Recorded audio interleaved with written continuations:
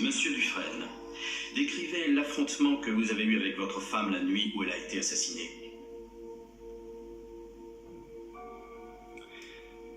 Ça a été très violent. Elle a dit qu'elle était heureuse que je le sache. Qu'elle avait horreur de cette liaison clandestine. Et elle a dit qu'elle voulait divorcer à Reno. Et quelle fut votre réponse? Que je n'accepterai pas. Je te verrai en enfer avant de te voir à Reno. Ce sont les mots que vous avez employés, monsieur Dufresne, selon le témoignage de vos voisins. Eh bien, s'ils le disent. J'avoue que je ne me rappelle pas, j'étais bouleversé. Et que s'est-il passé après cette querelle avec votre femme? Elle a fait ses bagages. Elle a fait ses bagages pour aller vivre avec monsieur Quentin. Glenn Quentin, prof de golf au country club de Snowday Hills. Vous veniez d'apprendre qu'il était l'amant de votre femme. L'avez-vous suivi? J'ai fait quelques bars d'abord. Et ensuite, je suis allé chez lui pour les confondre, mais il n'était pas dans sa maison. Je me suis garé dans la contre-allée. Et j'ai attendu. Avec quelle intention? Je ne sais pas. Je ne savais plus où j'en étais.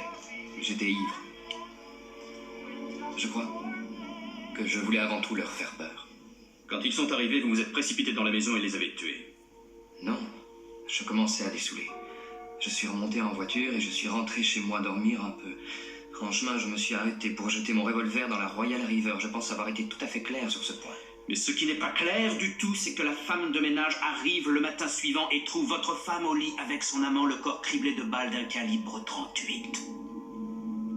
Est-ce que cela vous paraît être une fantastique coïncidence, monsieur Dufresne, ou est-ce que je me trompe? Si, c'est vrai. Pourtant, vous maintenez que vous avez jeté votre revolver dans la rivière avant qu'ait lieu l'assassinat. C'est tout de même très commode. C'est la vérité. La police a dragué cette rivière pendant 3 jours et n'a pas trouvé l'ombre d'un revolver. Ainsi, il n'a pas pu y avoir de comparaison entre votre revolver et les balles retirées des corps ensanglantés des victimes. Et ça aussi est vraiment très commode, n'est-ce pas, monsieur Dufresne? Comme je suis innocent de ce crime, monsieur, je trouve tout à fait incommode qu'on n'ait pas trouvé le revolver.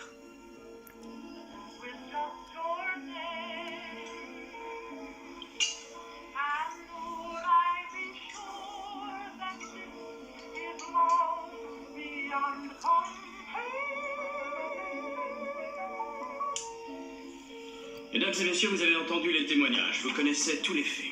Il est prouvé que l'accusé était sur le lieu du crime. Nous avons les traces de pas et de feu, nous avons les balles répandues sur le sol portant ses empreintes digitales. La bouteille de bourbon cassée, elle aussi avec des empreintes. Et avant tout, nous avons une belle jeune femme et son amant gisant morts dans les bras l'un de l'autre. Ils avaient péché. Mais leur crime était-il assez grand pour mériter la mort? Et maintenant, pensez à cela. Et réfléchissez à ceci. Un revolver contient 6 balles, pas 8. Alors moi, je dis que ce n'était pas le crime passionnel non prémédité qui, s'il ne peut pas être pardonné, peut au moins être compris. Non. Cette fois, c'est une vengeance d'une grande brutalité, exécutée de sang-froid. Réfléchissez bien. 4 balles à chaque victime. Il n'y a pas eu 6 balles tirées, mais 8.